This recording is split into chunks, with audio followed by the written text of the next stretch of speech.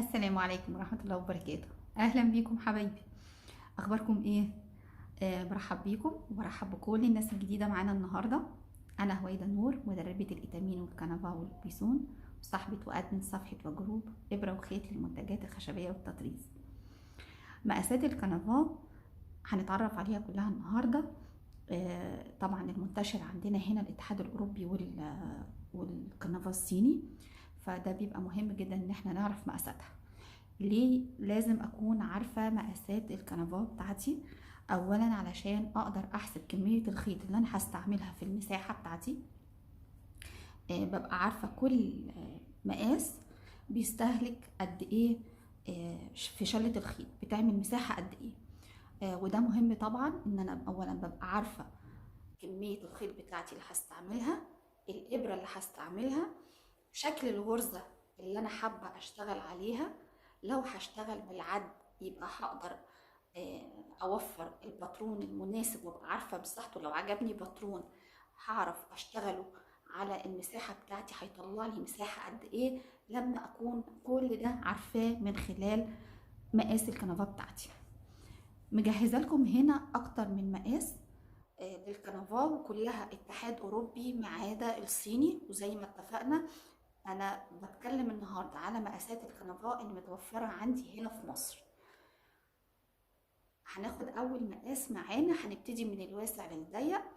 معايا الكنفا السجاد، ودي كنفا واسعه بنشتغل عليها بالصوف او بخيط الاكريليك، بتبقى حلوه قوي قوي سواء في غرزه الكروس او غرزه النص.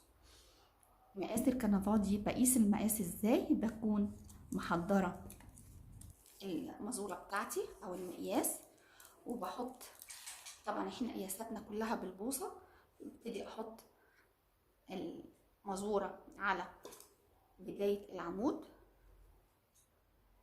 واحدد ادي بوصة، يبقى بداية العمود مع البوصة، وعد عدد المربعات اللي موجودة. يعني انا هنا عدد المربعات اللي عندي كام؟ 1 2 3 4 5. يبقى كنفا سجاد اتحاد اوروبي المتوفره عندي هنا في مصر واللي بشتغل عليها بخيط الصوف او بخيط الاكريليك بتكون عباره عن 5 مربعات في البوصه. طبعا الغرزه بتاعتها بتبقى اكبر، فلو انا هشتغل باترون من الباترونات اللي بننزلها من على بنترست بالعد، يبقى لازم اعمل حسابي الباترون ده هتبقى مساحته قد ايه على 5 مربعات في البوصة. لان كل ما عدد المربعات في البوصة قل بتبقى مساحة الباترون بتاعي اكبر، وده لازم اعمل حسابي فيه. طيب تاني مقاس عندي هنا هو ده المقاس اللي بنشتغل عليه الاوبيسون او الصوف، وده اللي بيبقى موجود كمان في الكنفا المطبوعة. من ضمن الحاجات اللي الناس بتحب تشتغل فيها كتير، تشتغل فيها غرزة الربع وغرزة النص. لو جيت وقست مقياس، طبعا انا هنا علشان الفيديو بس ما يطولش معانا انا محضرة كل مقاس بالمقاس بتاعه. ده كنفا الاوبيسون الواسعة 10 مربعات في البوصة، يعني اقل من ده ب5 مربعات او اكتر من السجاد ب5 مربعات في البوصة. ثالث مقاس عندي هو الكنفا الصيني. الكنفا الصيني مش وحشة ان احنا نستعملها، بس هي فيها عيب طبعا، مش منتظمة. يعني لو جينا نبص كده هلاقي الفتحات بتاعتها مش منتظمة، فاوقات بتديني حجم الغرز مش متساوي. ممكن بشتغل فيها لو انا مش عايزة حاجة او مش عايزة تكلفة عالية، وهشتغل بيها بأي نوع خيط من اللي موجودين. جودته تبقى طبعا جودته تبقى حلوة بس مش غالي زي الخيوط الصيني، ممكن اشتغل بيها. كمان لو انا حابة اشتغل حاجة لمناسبة معينة هاخد جمالها وخلاص وانتهينا على كده. وعلى فكرة هيقعد معاكم برضو، مش هيقول لا، بس مش هتكون جودته زي جودة الاتحاد الاوروبي اللي احنا بنستعمله او ماركة ادمز اللي موجودة عندنا هنا في مصر. المقاس بتاع الكنفا الصيني اكبر شوية من الكنفا الواسعة دي، مقاسها 11 مربع في البوصة. يعني اضيق من الكنفه دي. ده تالت مقاس معانا. المقاس اللي بعد كده واللي معروف عندنا هنا في مصر بكنفا رقم 8، ومقاس كنفا رقم 8 14 مربع في البوصة. مقاس مناسب جدا للناس اللي يعني مش حابة انها تشتغل على حاجة ضيقة، وخصوصا ان الفرق ما بينه وما بين مقاس رقم 9 وده اللي هنشوفه دلوقتي. مقاس رقم 8 هو 14 مربع في البوصة. الرسمة اللي معايا هنا معمولة على كنفا مقاس 9، ودي 15 مربع في البوصة، يعني فرق مربع في البوصة، وده ما يعتبرش فرق كبير ان انا اقدر اتكلم عليه واقول ان الكنفا دي ضيقة او الكنفا دي واسعة، بس هتفرق معايا في عدد الغرز اللي موجودة. الناس كمان اللي حابة انها تريح عينيها.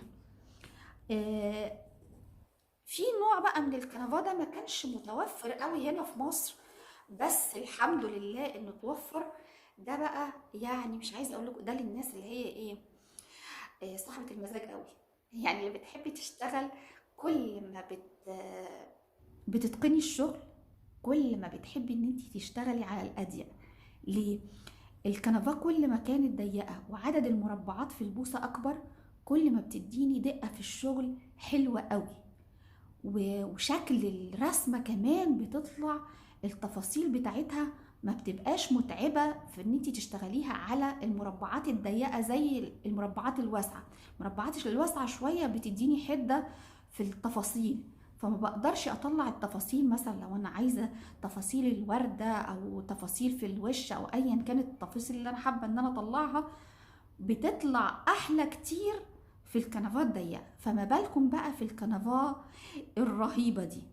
اولا دي لو احنا خدنا بالنا الكنفا دي خطين طول وخطين عرض، يمكن تبان شويه في الواسع هنا. شايفين؟ ادي خطين عرض. ايوه نطلعها كده بس شويه، نستعمل الابره.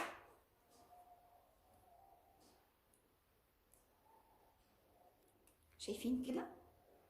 ادي خطين عرض وكمان معاهم خطين في الطول.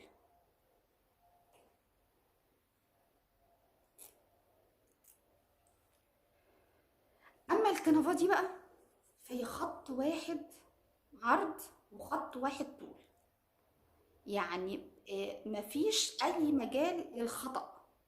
يعني ادي خط واحد وادي الخط التاني، فمفيش اي مجال. طبعا هي بتفصل معايا بس عشان خاطر مقصوصة. ادي خط وادي خط، فمفيش مجال خالص ان انا اغلط في الغرزة. طبعا دي لو حبيتي تشتغليها هتشتغليها على فتلة او فتلتين ملونين، لو هتشتغلي الغرزة على المربع، على كل مربع.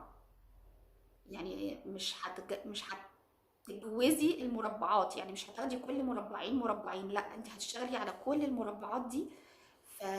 فهتديكي الغرزة منمنمة قوي وشكلها تحفة وشكلها صغير. فطبعا الشغل على الكنفا دي ممتع. الكنفا دي عدد المربعات بتاعتها 22 مربع في البوصة. شايفين قد ايه ضيقة وقد ايه هتبقى الغرزة صغيرة. طبعا دي بنحتاج لها ابرة صغيرة قوي، تقريبا في المقاس هتبقى 26. المقاس ده هتلاقوه متوفر في الدي ام سي. شوية بيبقى قليل ان احنا نلاقيه فرداني في المحلات يعني. بس ده هيكون انسب مقاس ليها علشان خاطر ما تبوظليش الكنفا بتاعتي. يعني لو انا جبت مثلا ابره كده، برغم ان دي صغيره، يعني انا لو نزلتها كده، شايفين بصوا عامله ازاي؟ سابت اثر. شايفين هنا الاثر ده مش كويس ان انا اعمله، لان مع كتر الغرز هتلاقوا الابره هيبقى صعب عليها. يعني كمان سايبه الاثر ده وانا لسه ما اشتغلتش غرز حواليها، لكن اول ما هشتغل غرز حواليها الموضوع هيبقى اصعب. فبالتالي كل ما الابره بتاعتي كانت صغيره ودقيقه وخدوا بالكم كمان الابره لما تكون قصيره هتبقى مريحه جدا في الشغل. فدي عدد او دي الكنفال موجوده او المتوفره هنا في السوق المصري. طبعا في كنفات تانية اللي هي معموله بالسيرما، دي نفس مقاس رقم 8. فدي الكنفال سيرما 14 مربع في البوصه. بما اننا كنا بنتكلم على المقاسات النهارده، مش بنتكلم على الاشكال المتوفر منها الكنفا، فانا جمعت لكم المقاسات المتعارف عليها. فيديو سريع اتمنى يكون فيه الافاده، لان كان فيه كتير منكم كان حابب يعرف الكنفا باسمائها وبمقاساتها اللي موجوده هنا في مصر وعدد المربعات اللي موجوده فيها. اشوفكم على خير في فيديو جديد ان شاء الله. سلام عليكم.